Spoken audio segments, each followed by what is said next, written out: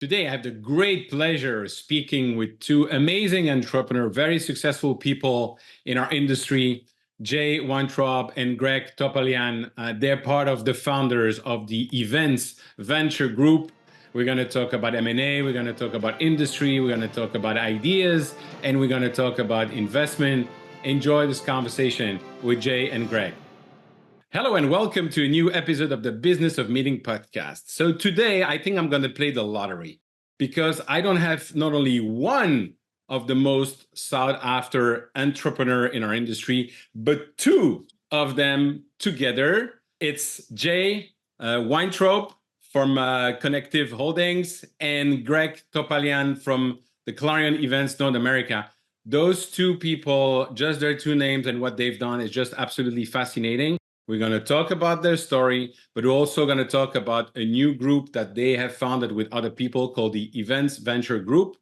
Ladies and gentlemen, the only one, Jay and Greg together. Guys, I'm so happy to have you together today. Oh, we're super thrilled. We've never had a chance to do one of these together, and I'm like super happy about this. I'm probably the most happy that Greg has joined us from his phone because that will limit his ability to send me gifts that will make me completely lose what I was about to say. I'm so lucky now. So Eric, it's fun to be here. I agree. It's fun to do this with Jay, and we'll get to that as we get into our backgrounds. But I actually have acquired two businesses from Jay. So we've known each other as just sort of fellow entrepreneurs. And I think we were on a panel together like 15 years ago. And then we're in business together for a number of years. And a little secret that Jay just let out is, even though I claim to be somewhat professional, one of my favorite habits is, especially on Zooms, is to send people funny texts and gifts to see if I can break their face while they're on a Zoom like this. So he's right. Unfortunately, I'm doing this from my phone, so it's going to make it a little tricky. But I mean, I really, the thing as an entrepreneur, the thing you don't love saying, but it's true. Greg was my boss for a couple of years, and he still talks to me, which is, I think, actually pretty good. I'm really happy about that. Yeah. Not only was your boss, but also you bought business from each other, and you're still talking with each other. So that's even more. And we're starting, awesome. And we started a new thing. Oh, yeah. Come on, that's good stuff. That's amazing. Now, I was smiling when you say you're texting each other with emojis and stuff like that, because I have this routine with close friends. And one of them, if he's listening, is Paul van der Venter, the CEO of MPI. One day was speaking during the gala dinner at IMAX. And unfortunately for him, he had not switched off his phone and he was reading his speech from the phone. And guess what? Suddenly my name is appearing because I'm calling him during the speech. So, we all have those routines, and that's great. You need to have fun in life. So who wants to start? Jay, why won't you start telling us a little bit about your story until today? So tempted to, say something, like, let's go all the way back in time. We were driving onto Santa Rosa Hospital. I was about 4 weeks early. My parents were very stressed. And from the events world, I sort of make this joke. I'm 48. And I love the events world because when I go to CISO, people look at me like I'm young, and it's really amazing. Outside of politics, I think, I'm young. It's great. I know we said we wouldn't talk politics, but I had to at least put a politics reference in there. So pretty standard story for people. Was an operator in an industry, was going to other shows and kept wondering, why isn't there a show for X? And no desire to, be an entrepreneur. But I realized that if somebody else did that show and it wasn't me, I was going to be so miserable. So that got me to quit my job and start an event. And the event launched in 2008. And it's been a great journey, sort of since then. And I'm going to stop that part of my story and I'll weave in the rest because now Greg can go. Well, before Greg goes, you were chairman of CISO? Or Greg was. I was. Oh, Greg was. Greg was chairman of CISO. And you, Jay, invested in over 50 startups. So I want to talk about this a little later, but that's hope we run out of impressive. Time. Yeah, I hope we run out of time. That's right. Greg, what about you? Eric, I'll give you my background. It's kind of almost 3 or 4 different careers. I started at like 22 years old at Reed Exhibitions. selling booth space. So I started at the kind of the ground floor of, didn't really know anything about the event industry and thought it was sort of interesting. And Reed was a great home and a place where they were always interested in hungry young people. And I was aggressive. I as soon as I got there, I was anxious to learn and do more and manage the sales team, and then ultimately manage shows. And I ended up spending 17 years at Reed. Probably most interestingly is I started New York Comic Con at some point in my career there and kind of became this like in-house entrepreneur. And trust me, nobody thought it was that good of an idea. There's lots of people who like to say, oh, I knew all along. They did not. Most people made fun of me for quite some time. But New York Comic Con sort of kicked off this entrepreneurial part of my career where I got involved in either acquiring things, launching things. And in those days, I was doing it on behalf of Reed, and many of those became wildly successful. It was only when I kind of reached a maturity or a stage where I realized, wait, it seems as though when we buy stuff from other people, those people get boats and retire and do really well. But I start stuff and I get a plaque. I think I might. No, I don't have it here. So I left after 17 years. I left Reed, started my own company called Left Field Media. It was very focused. That's when I met you, Jay. It was. You were just starting Left Field, and you had just been on the cover, I think, of the Trade Show Executive. Yeah, and we met at NicheCon of all places. Yeah. And I don't know that you'd officially launched yet, but I remember, you shared the idea, right? It was like for video creators. Before that was video creators. And it was like, I don't know. I remember thinking like, this is so cool. This will be great. Yeah. So I started my own business partly because I was concerned that I'd reach a stage and be like, you know what, maybe I'm not really an entrepreneur. Maybe I just did this at a big company and they made it easy and I never really had to sweat payroll or anything else. And so started a business and worked really, really as hard as I've ever worked in my life, trying to ideate new things, launch several things, manage to keep people paid, and managed to make it a success. And then, so that was sort of phase 2 of my career. And then phase 3 was in 2017, recognized we really needed to be better funded if we were going to ever see the vision come to reality at a scale that I wanted. And we ended up selling a majority interest in the business to Clarion Events, which was, in my mind, a more entrepreneurial company that would back us financially, but give us some of the infrastructure we lack. And the part I just never thought, as I was like, I'm just an entrepreneur now, is after about a year with Clarion, they actually asked me to be the CEO of the North American business. So the last 6 or so years, I was the CEO, and a lot of that was tremendous growth, a lot through acquisition, including 2 businesses from Jay, as well as some other really large deals like Penwell and things like that. And now my role at Clarion's changed. I'm a chairman, which means something about probably like the amount of gray hair I have, but it is really I'm not really involved in the day-to-day operations of the business. I'm focused on sort of M&A activity for them, which is freeing me to have time for things like the EVG and some of my own projects. So I look at this as not the final chapter. I don't ever see really retiring, but a next chapter of kind of back to more entrepreneurial activities. So that's awesome. My story. Let me just ask a question, transition between the Left Field and Clarion, because most of the entrepreneurs that I know, when we've sold our business, there's some kind of lack of purpose, kind of depression sometimes. How was it for you when you transitioned from having your own business to selling it afterwards?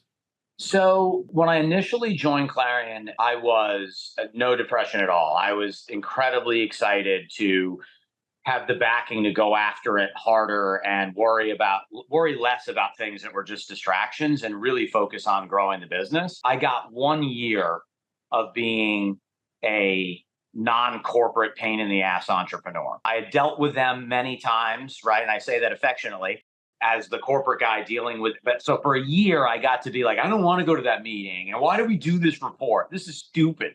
And I loved that year. We don't talk exactly like that. Just close though. close. I might have actually just been quoting Jay specifically on a couple of those. But so I got that for a year. And then when I transitioned to, we actually want you to run Clarion, I had to stop doing that and get back to the basics. But look, for me, the left field experience taught me more than anything else I've ever done, because it was really about this complete and total obsession around a market, a customer base, and delivering an experience, delivering a value in a way that you knew was going to work. And, there's nothing like being a real operator, right? Like sometimes at big companies, you can get pretty removed from how things really function. And I think that's dangerous. And it helped me a lot being a CEO that was very capable and very willing, frankly, to roll up his sleeves and hit the show floor if I needed to, because I'd done it.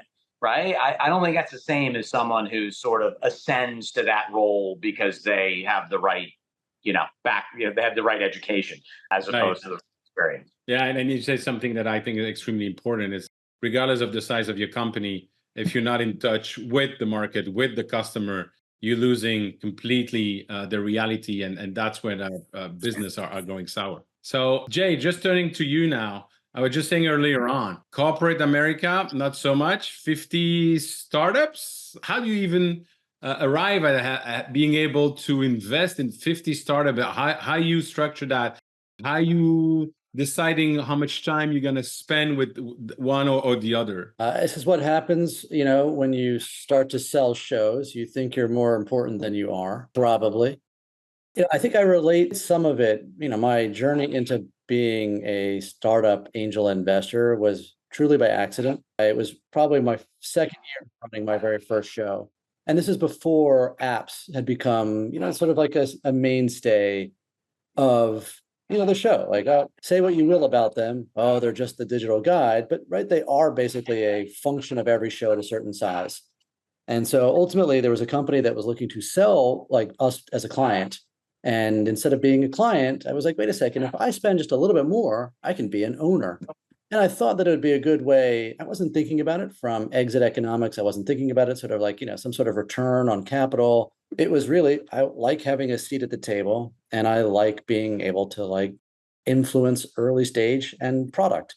And so that seemed like a way in which, sort of to do it. But the problem is, right, once you do one, you start to think about others. And once you're in shows, it gives you a pretty interesting lens oftentimes on industries. And when you're running shows, you have a platform.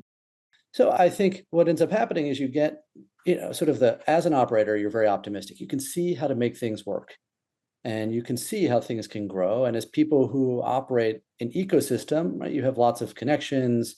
And so you start to, it's hard not to, for me, it was less about, okay, alternatives need to be a certain percentage of my assets. How am I going to do that? Instead it was, I love building. How do I scale my exposure? And that's really how, ultimately got into it. But it's very different when you're just writing small checks, or following friends than, again, being an operator or being at a fund, right? We are always relying on somebody else to sort of effectively do the proper diligence, do the negotiating. But so very different if it was fund work versus, it's dangerous. It's dangerous to write checks into companies. Yeah, Really that's for sure. And I remember when I was also consulting with Reed in Europe, the same time that Greg was here.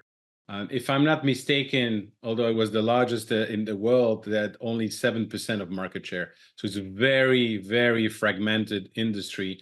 How do you make your decisions in terms of what type of company you're going to invest in your portfolio? Well, I wasn't sure if that was Greg from an M&A perspective. Yeah. Do you mean, Eric, so I've certainly been involved with a number of scaled acquisitions, but on my own now, I am, and through the EVG, I am doing a lot of minority early stage investing as well. Okay. Yeah, and absolutely loving it. Did you mean that, or do you mean more like, how does the big company decide they want to buy something? I was following up on Jay and having his 50 startups to understand better what the criteria he was looking at and how he was structuring his time between all those companies. Well, I mean, as a check writer, you really aren't spending a lot of time I think it's very different when you're an advisor and then there's some formal obligation. And I think that's a better use. When I look at my portfolio, the ones where I've had a formal obligation of time, the capital return to me has probably been 10x just ones that I've written a check. And it's kind of interesting learnings for me, where if I can't help a company and if they don't need my help or I can't help them, it's probably just a terrible use of my money. So because money is a commodity, I think our time and our expertise is not the commodity. And so, yeah, for me, it's been a learning curve to understand, like, should I even be involved in writing angel checks? I would argue that no, probably not, because if I look at our own businesses, we've sold 4 shows, we have 3 shows currently. And if I think about, the checks that I write into our businesses and the time into our businesses, there's probably a really good case for doing nothing, but only writing into our businesses. Or the closest might be, is there a business that is, periphery to us? I can't think of a good example, maybe not tech, but is there some other peripheral service provider and where, like, we know that they're going to be great, we can use them as a company, and our networks can help them grow? That is probably the single best, sort of use of my, particular proceeds. But I would say that, like, the best investors, I share an office with a VC. They are immensely disciplined. They have a very specific thesis that they follow. And it doesn't matter how good the entrepreneur is or was, if it doesn't fit, like, these bullets for them, it's a no. And they're going to miss out on some good ones, but it means that they're not going to get suckered into a lot of the bad ones. And again, like, it's the operator syndrome as an angel investor. You get suckered into how it can work, versus, like, what are the criteria by which I am choosing to make my thesis? And it's why I think for people who really want to get exposure to it, it's have friends that are VCs, right? Be small LPs, let them do the work is arguably. And so I'd say, the last 4 or 5, years, I haven't written any checks that weren't alongside either, another fund or another friend, or something that is very specific to an area that I particularly happen to know or have a passion about. But the money would still have been better spent just on my own events. Awesome. Now, you both have tremendous career and experience. You both understand operation and you both understand numbers. And then you came together with Jonathan Weiner, Marco Ghiberti, Joe Popolo, and Monique Rouvbel, who's the Chief Program and Strategy Officer of TED, on your website. And you create the Events Venture Group. So can you take us through, and I wish I could interview one separately to see if you're saying the same thing, but can you take us through the journey on how you get together and how you decide to create the Event Venture Group and what you're doing with that? Yeah, I mean, first, I think Jay would agree. The original concept and thesis was Marco. So he could certainly be here and play a great role, Marco. And you might remember Marco from Reed as well. Great guy, very, very experienced. He really came up with the idea of, what do you think about a angel group to support early stage? And for me, I felt it immediately resonated. I was doing some of it on my own, right? So I was already getting involved with early stage launches or shows that were 1 or 2 years old. So I could see they tend to require some level of funding that may be tricky to get from sources that don't understand the event industry. They absolutely need advice, right? There's so many things about our industry that are tricky and complicated, and that you'll figure out, but you'll figure out painfully. You'll make that, why make a mistake about a vendor you shouldn't be using, or a refund policy, or a pricing strategy, or any of those things, a staffing structure issue, that Jay and I and this group have probably messed up every conceivable thing you could possibly mess up. So we can bring that to the table. We can introduce you to people that you want to be introduced to. So the combination of funding and guidance, there's a need for it. We saw it. And the reason it struck me as such a brilliant idea is maybe because I've spent so much time at either a publicly traded company or a PE-backed company. And right now, you wanted to ask about M&A. M&A has never been hotter. Like, people want deals. Yeah. And it has always felt odd to me that we basically spend our time until someone reaches a critical mass of profitability and scale, we have zero interest in them. And then when they reach that scale, we have all the interest possible, right? Oh, Jay, let's talk about, what are you thinking about that latest show of yours, right? And what this was really about is all of those things. Like I bought InsurTech Connect from Jay, right? At a mature size, was a phenomenal deal all around. And I would look at that and say, if you talked to me 3 years earlier, I wouldn't have been interested, right? Mm-hmm. Well, 3 years earlier, you might have needed something. You might have needed some guidance. You might have, right? There was something wrong with that equation. Why wouldn't we spend time with people that are anywhere from pre-revenue, idea stage to I've run once or twice, it's going well, but I don't know where to go from here. So that was my interest, is pure market need. I was that guy. Like I could have used some of that support. And there weren't really sources for that, right? Thankfully, I had enough friends that I could ask advice, but there are people that start in this industry that don't have the event experience, and we think we can offer a lot. But Jay, what do you think? Man, I certainly agree. If it goes great, I'll give Greg credit. If it doesn't go great, I'll blame Marco. How's that?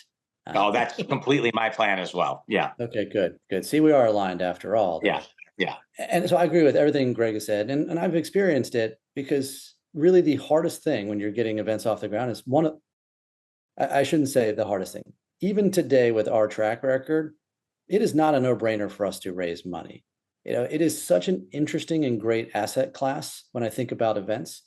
It is, residential homes in the US have tended to sell 4 to 5 million every year, and it almost doesn't matter what the economy is. Like it's almost like no matter what, it's 4 million at the low end. And it's same with M&A when it comes to events. There's always like M&A and events, but the pipeline, the new construction to then get to the transaction is very fragmented and underfunded and undersupported, to Greg's point of view. And I think if you've lived enough cycles and you actually are super passionate about this industry, it's hard not to want to help somebody else. And I think save them from some pain, and also share what has been life-changing for both Greg and I. Like our time in the events industry has done nothing short of change our lives, right? Absolutely. Personally, professionally, it is a remarkable industry. And you almost, and maybe it's the New Yorkers in us, like we feel obligated to want others to experience that, feel it, and see it. And this just happens to be a pretty acute area that has gone, sort of underserved. And this is going to be a first step in what will be a long journey, but hopefully it will get to help change somebody else's lives and trajectory. Are you specifically looking at tech? Or are you looking specifically at trade shows? Or are you looking at the industry in general? And also, in other industry, there's a lot of baby boomers retiring. They don't have succession plan. They're too small for private equity. What exactly are you looking into that? I mean, I'll jump in and then Greg will, say something, sort of insightful. How's that, Greg? The first piece of it, I would say, not the low-hanging fruit, but the, sort of most on brand was events. And probably events that are somewhere between Confex, trade show, an event where somebody or a company is the owner and operator of that event. That's probably the most clear-cut example. I think event tech is another example that is completely within the scope of it. I personally don't want us to end up getting too far on one end or the other of the spectrum there. I think having a blend is ultimately good.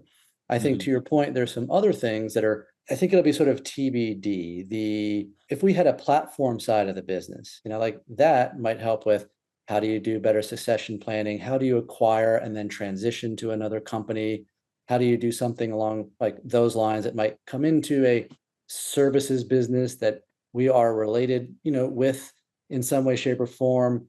But I would say those components, like there are problems and to solve, but I don't know that that'll be the, in the early, Greg, the early innings of what we do. So I can at least put a baseball analogy in there. I can't put a cricket one and wickets. So I'll just say that. I could neither of both, and I understand a little bit more baseball, so it's perfect. Okay. There you go. Greg. I think that's well said. we don't want to be too restrictive and limiting based on where we are in the journey. The point is anything that relates to the event industry, predominantly the events themselves, but could it be tech? Could it be service? Sure.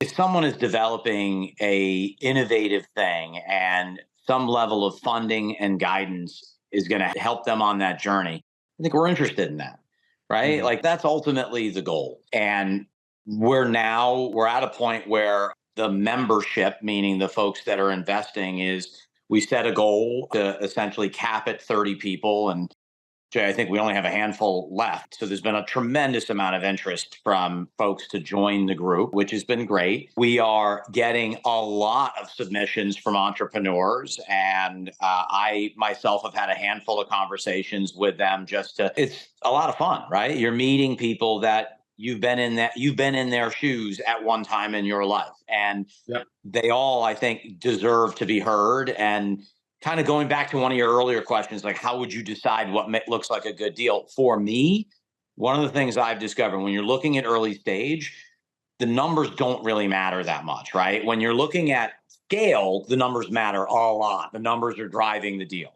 Early on, whether something has EBITDA positive and it makes a little bit of money or it loses a little bit of money, you can't really build much of a case around either of those things. It is way more about who is this person I'm talking to? Are they passionate? Do they get this market? Do they seem to have the drive and the thinking to make this a success? For me, a big one is, listen, I've been in charge of a company for a while, so I guess everybody's kind of had to listen to me. I don't care if they have to listen to me, but if they don't want to hear any advice, if they're not really that interested, if you're picking up a vibe of, I'm going to tell you how this is going to be great, and that's not generally the way to go, right? I found that a lot of the things I've worked on, and some of them became wildly successful, I was wrong all the time throughout the process, but I was always open-minded to, maybe there's a better way to do this. Maybe, let me ask my friend Jay, how does he handle this? Oh my God, that's way better than we're doing. Let's borrow that, right?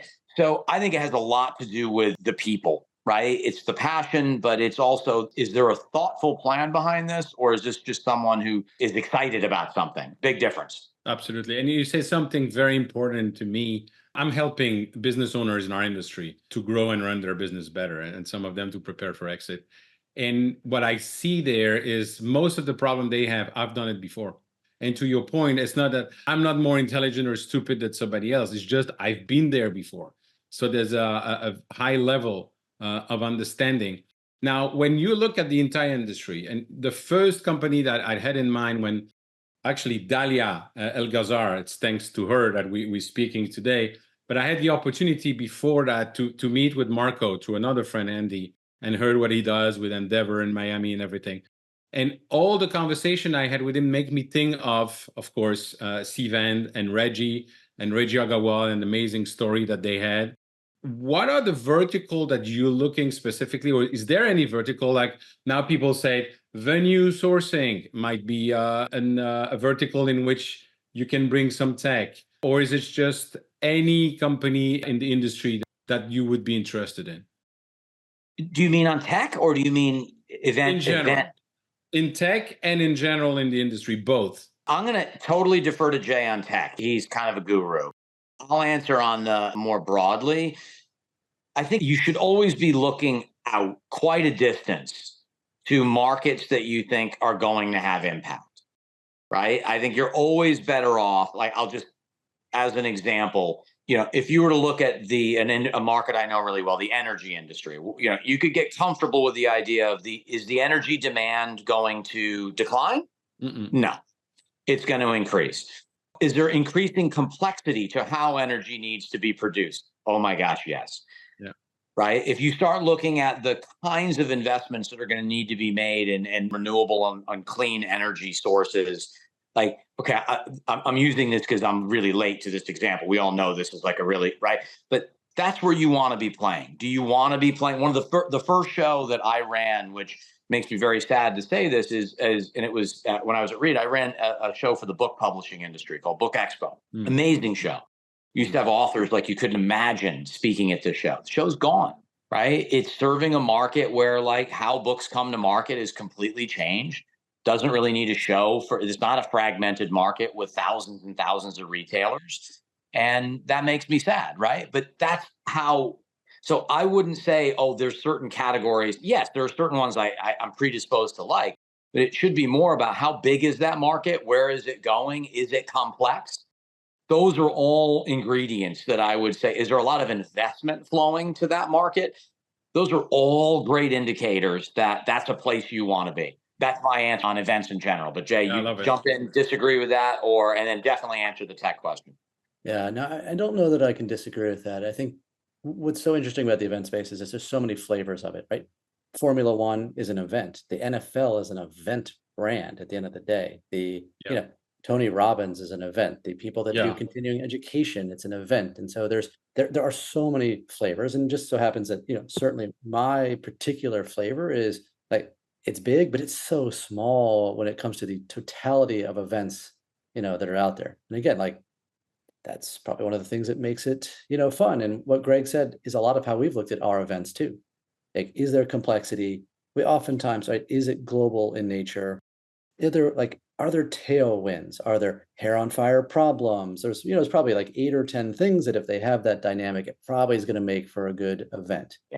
And, yes, but don't want to go into an event where it is rapidly consolidating. You think about there used to be when I started my first event, and it was in the online lead gen space. There was a big event for SEO, for search, and there was a search event for paid search.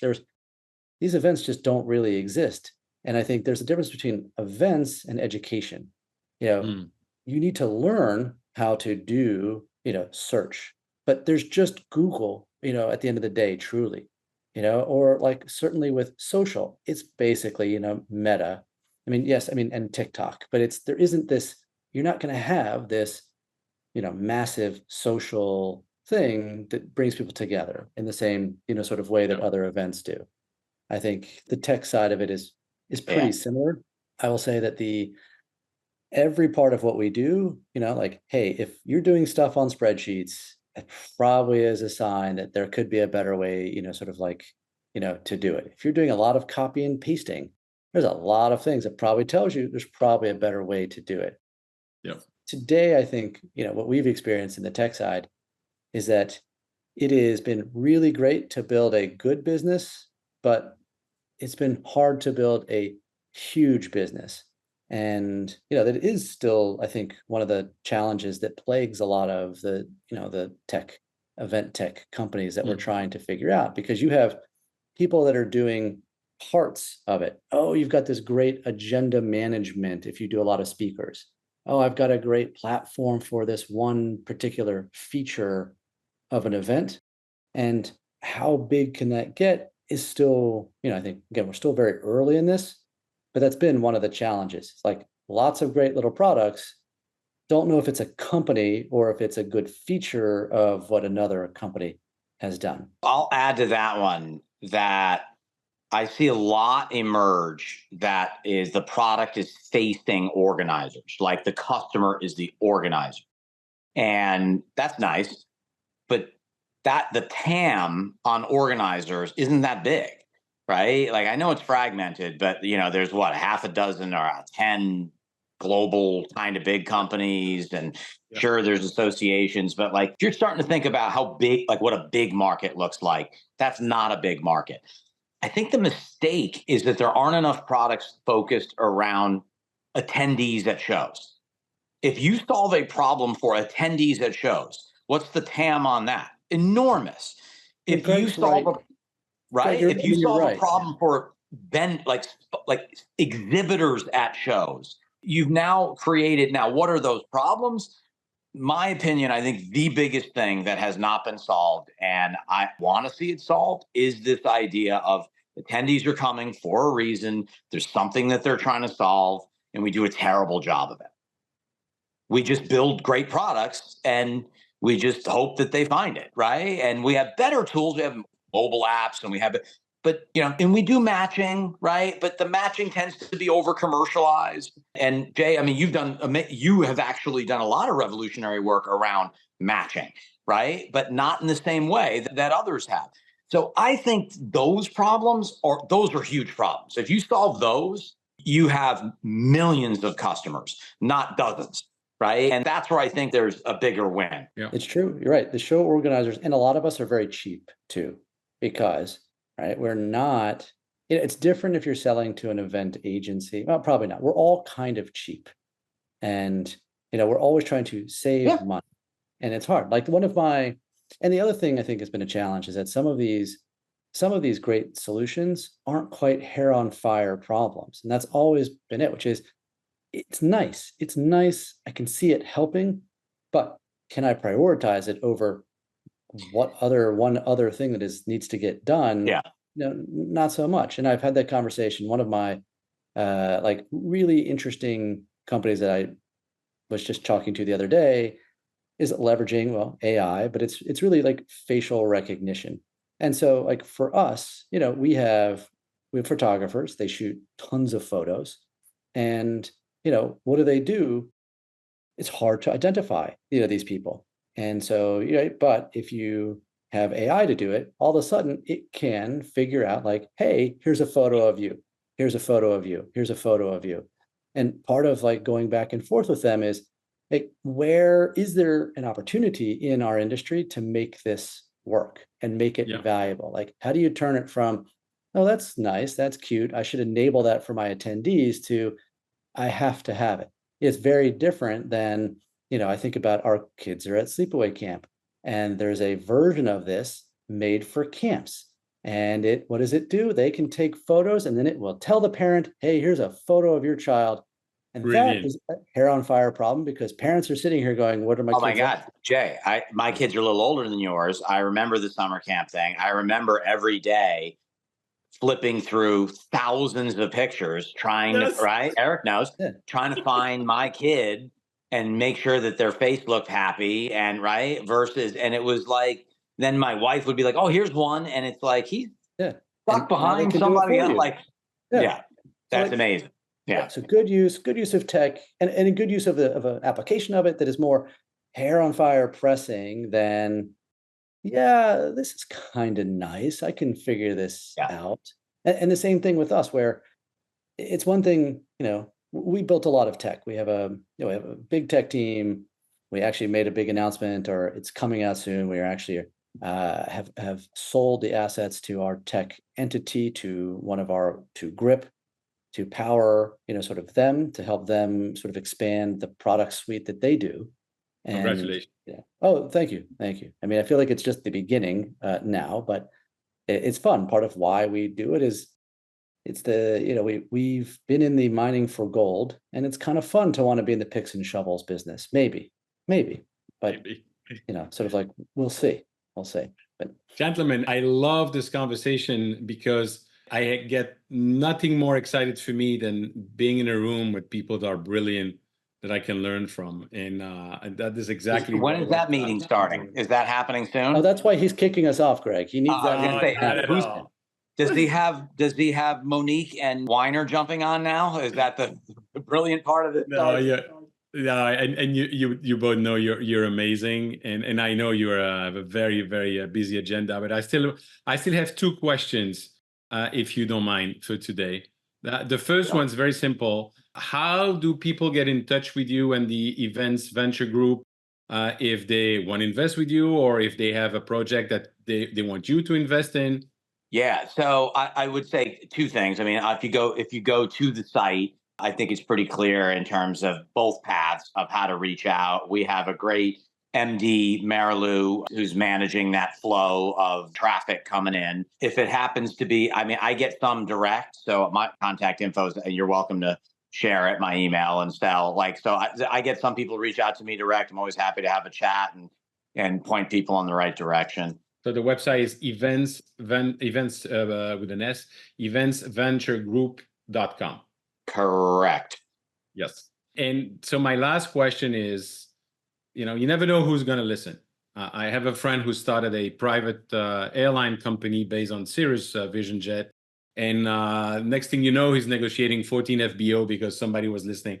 So you never know. So my question for both of you, if someone is listening and want to help you achieve one of your dream, whether it's personal or business, what is it? How can we help you?